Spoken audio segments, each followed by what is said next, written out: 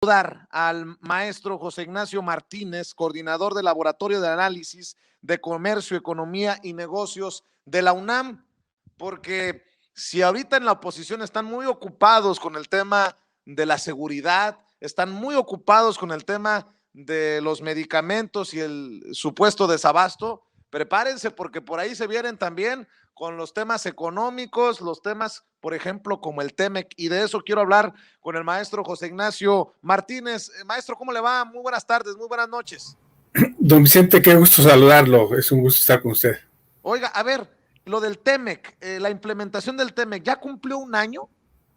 Así es, este pasado 1 de julio entró en vigor el nuevo tratado que sustituyó al Telecan y que estuvo vigente durante por 25 años.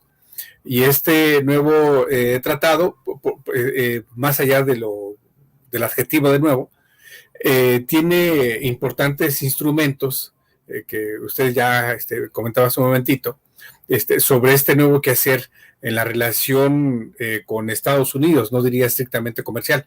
Por ejemplo, está el tema laboral, que ya tenemos encima una petición de demanda sobre violación a derechos laborales en Tamaulipas y en Guanajuato. También está el tema referente a medio ambiente, agrícola. El tema que tiene una serie de instrumentos de que necesariamente tenemos que utilizar precisamente para no cometer el mismo error que se hizo con el Telecan, de impulsar el desarrollo más que el crecimiento de cara al sureste del país, y no recargar estrictamente el crecimiento de la economía, como está sucediendo en estos meses, don Vicente, en el norte del país. El norte del país exporta el 47.2% de lo que México coloca en el mundo, en tanto que el sur-sureste exporta el 0.2%, es decir, tenemos que blindar la zona sur del país en torno a nuevo valor agregado. El sur del país tiene características muy propias, productos muy importantes, Veracruz, Chiapas, Oaxaca, Guerrero, don Vicente, Michoacán, Zacatecas, por mencionar ciertas entidades de la República que tienen productos con denominación de origen que son únicos en el mundo.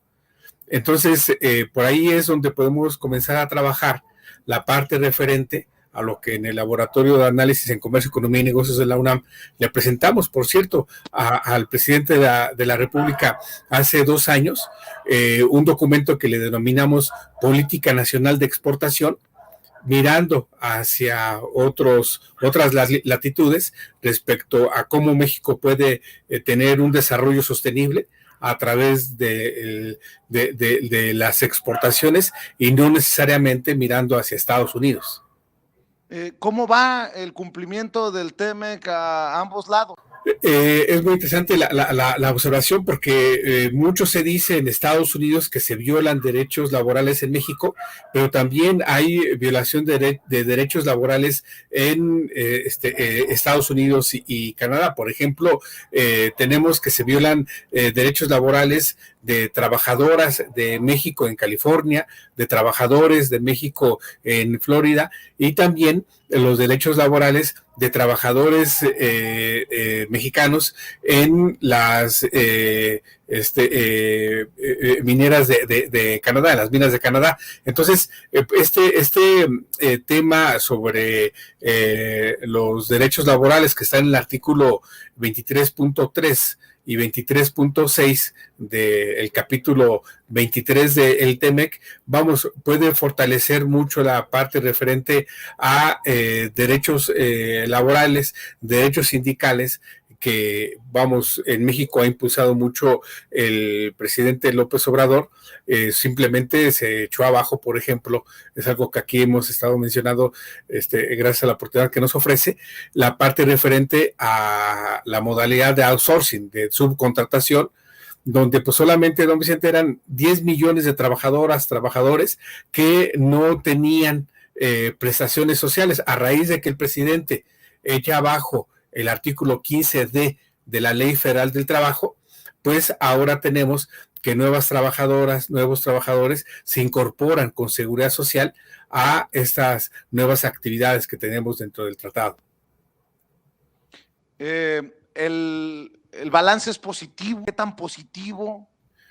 En términos generales es positivo, pero no hay que echar campanas al vuelo. Por ejemplo, México ha estado creciendo de manera muy importante en este año, de manera particular en este último semestre, en torno a la relación comercial con Estados Unidos. Sin embargo, son los sectores tradicionales de exportación, la industria automotriz, la industria aeroespacial, electrónica, la industria química, que subrayo que está muy vinculada a la zona norte del país. Eso es formidable.